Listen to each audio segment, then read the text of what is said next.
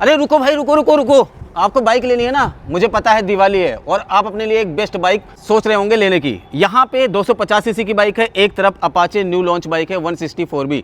दोनों बाइक में क्या डिफरेंस है आज की इस वीडियो में आपको बताऊंगा। लेकिन प्राइस कम होने के बाद में, जीएसटी 18% होने के बाद में इतना ज़्यादा फैक्टर बनता है ये N250 अपाचे का कि मैं आपको बता नहीं सकता। वीडियो देखोगे तब आपको पता चलेगा। वैसे तो मैं चाहता कि यहाँ पे अपाचे का 160 सीसी से कंपेरिजन कई सारे बाइक का मैं कर देता आपके लिए, लेकिन यहाँ पर N250 है 250 सीसी की। यहाँ पे सबसे बड़ा जो फैक्टर बना है वो है प्राइस। अपाचे आ रही थी 160 सीसी में 1,81,000 रुपये ऑन रोड, 1,81,000 ऑन रोड। अभी कितना प्राइस हो गया है, बहुत ज़्यादा कम हो गया है, 1,69,000, 1,69,000 रुपये ऑन रोड में ये बाइक मिल रही है विथ अपडेटेड मॉडल। N250 इसका प्राइस था 1,73,000, 1,73,000 रुपये। भाई 12,000 रुपये इसमें भी कम हो गए हैं। ये आपको मिलेगी अब 2025 में, करंट 22 सितंबर के बाद में इसका प्राइस इतना ज़्यादा सस्ता हुआ है, 1,61,000 में ये मिल जाएगी 250 सीसी की बाइक, यानी 1,61,000 रुपये में। अगर दोनों में डिफरेंस देखें तो 8,000 रुपये महंगी हो जाती है अपाचे 160 4B। तो आज की इस वीडियो में डिटेल कंपैरिजन करेंगे कौन सी बाइक आपके लिए बेहतर है, कौन सी बाइक में क्या मिलता है, किस में फीचर ज़्यादा है, किस में फीचर्स कम है और आपके लिए ज़रूरी फीचर्स कौन से हैं।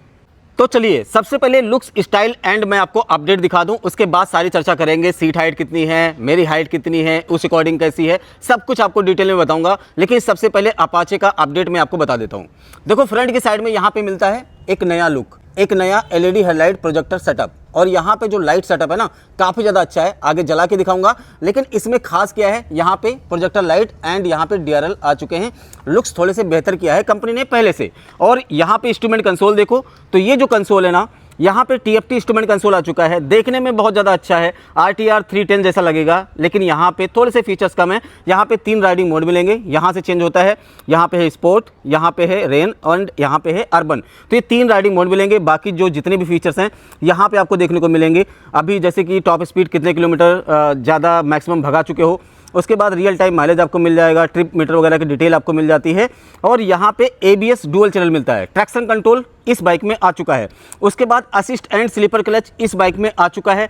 कनेक्टेड फीचर्स मिलते हैं, यहाँ से जब आप ब्लूटूथ से कनेक्ट कर लोगे बहुत सारे डेटा को यहाँ से चेंज कर पाओगे। उसके बाद एडजस्टेबल लीवर ब्रेक वगैरह पहले ही आ रहे थे, वो आपको सेम टू सेम मिल रहा है। एक चीज़ और बड़ा है इस गाड़ी में, और वो है LED वाले बिंकर्स, यहाँ पर आपको देखने को मिलेंगे। उसके बाद पीछे में भी यहाँ पे LED बिंकर्स आ गए हैं, तो ये चेंज हुआ है। बाकी जो श्राउड है वो बिल्कुल पहले जैसा है, यहाँ पे चेंज कंपनी ने किया नहीं है। देखो वहीं पे N250 ये मार्केट में 250 सीसी की सबसे ज़्यादा अफोर्डेबल मोटरसाइकिल हो जाती है। देखो इसमें क्या मिलता है, तो यहाँ पे फ्रंट की साइड में एक लुक काफ़ी ज़्यादा बेहतर मिलता है, लेकिन यहाँ पे पल्सर वाला लुक आपको देखने को मिलेगा, तो लुक्स थोड़ा सा इन्हेंस लगता है। लेकिन अभी क्या है, नया नवेला नहीं है, तो आपको दिख रहा होगा कि भाई सेम लुक के साथ यहाँ पे कंपनी ऑफर कर रही है। LED प्रोजेक्टर हेडलाइट का सेटअप, DRL मिल जाते हैं, आगे जला के दिखाऊंगा तब पता चलेगा। लेकिन यहाँ पे देखो आप, यहाँ पे जो मीटर मिलता है आपको, ये आपको डिजिटल मीटर मिलता है। यहाँ पे भी सेम चीज़ें मिलती हैं, turn by turn navigation, call, SMS, alert, सब कुछ डेटा आपको मिलेगा और सेम आपको अपाचे में देखने को मिलता है। यहाँ पे क्या है कि ये देखो आप, यहाँ पे राइडिंग मोड आपको मिल जाएंगे और ये राइडिंग मोड चेंज होते हैं। ये जैसे अभी क्या है, ये रोड है और रेन है एंड यहाँ पे आपको ऑफ रोड, 3 राइडिंग मोड यहाँ पे देखने को मिलेंगे। गियर इंडिकेशन पोजीशन है, ट्रैक्शन कंट्रोल है, ABS की लाइट है एंड स्लीपर क्लच आपको देखने को मिलता है। जो मोड है ना राइडिंग वाले, ये आपको यहाँ से चेंज देखने को मिलेंगे। तो ये चीज़ें आपको मिलती हैं। और बाकी यहाँ पे चार्जिंग पोर्ट आपको मिल जाता है। अपाचे में भी आपको चार्जिंग पोर्ट मिलता है, लेकिन यहाँ पे क्या है, एनिवर्सरी एडिशन जो आया है उसमें आपको देखने को मिलेगा। अच्छा, अब कुछ बेसिक चीज़ों की बात कर लेते हैं, क्योंकि ये भी देखना आपके लिए ज़रूरी है। यहाँ पे मिलता है 90/90 एंड 17 इंच के टायर आगे में, अप साइड डाउन फोक यहाँ पे 37 mm के आसपास, 12 लीटर का टैंक यहाँ पे मिलता है, 800 mm की सीट हाइट मिलती है। बाकी मैं आगे दिखा दूंगा बैट वगैरह के। और यहाँ पे 130/70 एंड 17 इंच के टायर मिलते हैं। यहाँ पे जो डिस्क आपको मिलती है, यहाँ पे 240 मिलती है एंड आगे में जो डिस्क मिलती है यहाँ पे अगर आप देखोगे तो ये 270 mm की मिलती है। तो ये आपको मिल जाएगा। और जो बैक से प्रोफाइल है अपाचे का, वो कुछ ऐसा आपको देखने को मिलता है। उसके बाद यहाँ पे आ जाते हैं N250, ये बैक से कुछ ऐसी दिखती है। टायर वगैरह दिखा दूंगा आपको। तो ये जो टायर है, यहाँ पे थोड़ा सा सुपर वाइड ट्यूबलेस टायर मिलता है, 140/70 एंड 17 इंच के। यहाँ पे मिलता है 240 mm के आसपास डिस्क, पीछे में मिलता है। ABS आपको मिल जाता है और यहाँ पे क्या है कि आगे की साइड में देखेंगे तो यहाँ पे 300 mm की बड़ी सी डिस्क ब्रेक आपको देखने को मिलता है। यहाँ पे अपसाइड डाउन फोक आपको देखने को मिलेंगे, ABS तो दोनों में मिलता है। और उसके बाद फ्रंट वाला टायर यहाँ पे 110/70 एंड 17 इंच के आपको मिलेंगे। दोनों में ही ऑयल कूलिंग सिस्टम के साथ इंजन दिया गया है। पल्सर N250 क्या है, यहाँ पे अगर आप देखोगे तो ये 14 लीटर फ्यूल टैंक कैपेसिटी के साथ आता है। 800 mm की सीट हाइट इसमें भी आती है, लेकिन यहाँ पे स्प्लिट सीट मिलती है। जबकि अपाचे में क्या है, यहाँ पे सिंगल सीट आपको देखने को मिल जाती है। अब चलिए बैठ वगैरह के दिखाता हूँ कि भैया बैठने पे किसकी राइडिंग पोजीशन कैसी बनती है और चलाने में कैसी रहेगी, क्योंकि मैं दोनों बाइक को ही अच्छे तरीके से चला चुका हूँ यहाँ पे। तो मैं अपना जो एक्सपीरियंस है मैं आपसे शेयर कर सकता हूँ। और आगे देखेंगे कि इसका वजन कितना है, वजन में कितना डिफरेंस है, पावर वगैरह में कितना डिफरेंस है, सब कुछ आपको यहाँ पे मैं बताऊंगा।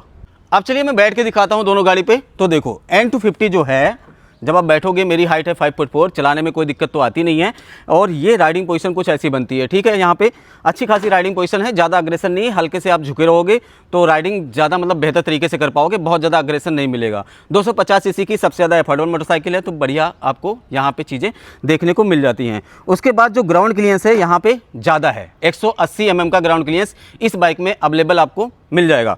अब बात करते हैं भाई अपाचे की। देखो अपाचे में क्या है, जब आप बैठते हो तो ये सिंगल पीस सीट है, तो यार कंफर्ट और भी ज़्यादा निकल के आता है।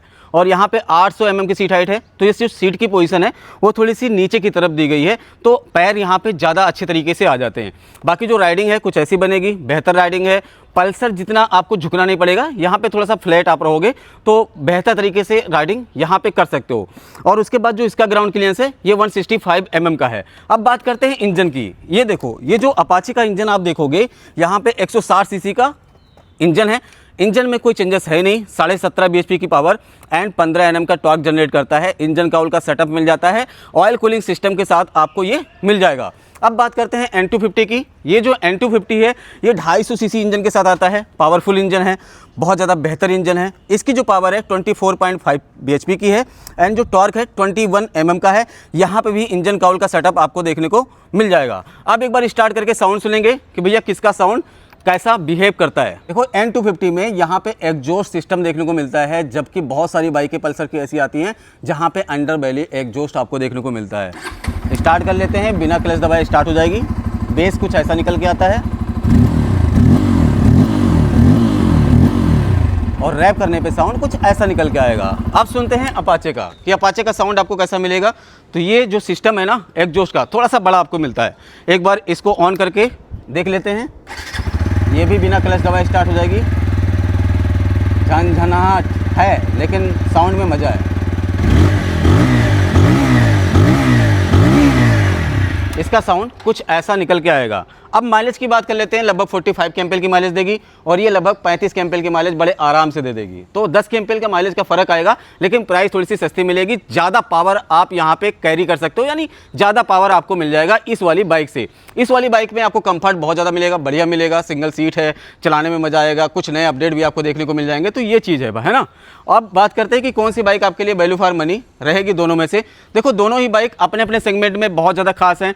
चाहता मैं तो 160 सीसी की सारी बाइकें इसके साथ मैं खड़ा कर सकता था, लेकिन मैंने ऐसा नहीं किया। मैंने इसलिए नहीं किया क्योंकि दिवाली है, आप लोग एक बेहतर बाइक तलाश करने की कोशिश कर रहे होंगे, जिसमें आपको एक तरफ 250 सीसी की बाइक मिल रही है कम प्राइस में, 160 सीसी से भी कम प्राइस इसका है। 8,000 रुपये का दोनों में डिफरेंस है। तो आप देख लेना भाई, मेरा काम बताने का है। लेकिन अभी दिवाली आ रही है, नवरात्रि आ रही है, तो कंपनी की तरफ से ऑफर भी आएंगे। करीब 2,500 रुपये से लेके 5,000 रुपये का ऑफर भी आएगा, तो वो भी आप देख सकते हो। इस वाली बाइक का क्या ऑफर है मैंने डिटेल में बना रखा है, तो आप वहाँ वीडियो भी देख सकते हो क्या क्या ऑफर चल रहे हैं। इस वाली बाइक पे भी ऑफर आएंगे, एक्सचेंज आता है, लॉयल्टी आता है, कई सारे बोनस आपको दिवाली एंड धनतेरस में देखने को मिलते हैं। अब देखो मैं आपसे पूछता हूँ, ये वीडियो आपको कैसी लगी, समझाने का तरीका कैसा लगा? अगर वीडियो पसंद आई हो, वीडियो को लाइक कर लेना, चैनल पर नए हो सब्सक्राइब करके जाना, क्योंकि मैं आपके लिए ऐसे कंटेंट लेके आता रहता हूँ। वीडियो अच्छा लगा हो तो सब्सक्राइब जरूर करना। Thanks for watching.